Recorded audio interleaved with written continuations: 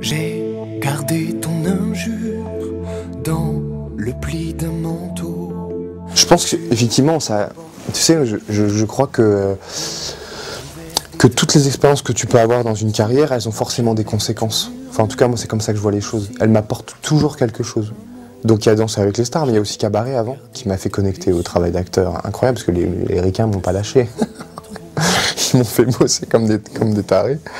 Et d'un coup, effectivement, cette expérience de Cabaret, cette expérience de Danser avec les stars m'a fait aussi concevoir la scène d'une autre manière. Effectivement, en parlant, je me dis, en fait, j'ai fait de la scène. Pas des concerts solo, tout ça, mais j'ai fait de la scène non-stop pendant ces années-là. Pendant Cabaret, pendant Danser avec les stars, pour moi, je l'ai vécu comme ça, comme si c'était 3 mois d'un spectacle, même si c'était à la télé, tout ça, mais mine de rien, c'est quand même une approche de la scène. Tu te mets en scène et tu t'exposes devant les gens et tu joues, tu danses, ou enfin voilà, tu t'exprimes en tout cas. Donc effectivement, je pense que ça m'a fait aussi travailler et ça m'a fait acquérir une expérience qui d'un coup, quand je suis revenu à, on va dire, ma discipline première, c'était peut-être plus facile, je pense, peut-être aussi. Tu vois toujours Fauve? Ouais. Bah ouais. Dans le clip. Bah ouais. Bah ouais, parce que tu sais, Fauve, elle fait partie déjà de ces catégories d'artistes qui m'ont influencé dans ma carrière, qui m'ont nourri, qui m'ont fait grandir. Et puis après, humainement, ouais, c'est une nana extraordinaire. Donc forcément, c'est devenu quelqu'un de très proche pour moi aujourd'hui parce que des rencontres comme ça, t'en fais pas 36 000, quoi. J'en ai eu d'autres, hein, sur d'autres projets et tout ça, mais là, sur l'aventure, je pense que sur l'aventure Danser avec les stars, on devait travailler ensemble, enfin, on devait se rencontrer, quoi. C'est une évidence, ouais. Il n'a jamais été question qu'elle vienne un petit peu sur scène aussi? Si, il a été question, mais d'un coup, elle a eu des soucis de santé, en fait, par rapport à son genou, cette année-là.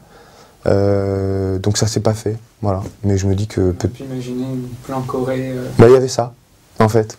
C'était prévu. C'est con, hein. Merde, bah ouais, merde.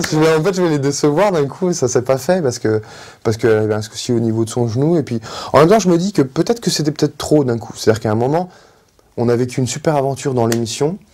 Et j'avais vraiment très envie, à la fin de l'émission, d'en faire quelque chose, quoi, qui soit relié à la chanson et à ce que je fais moi.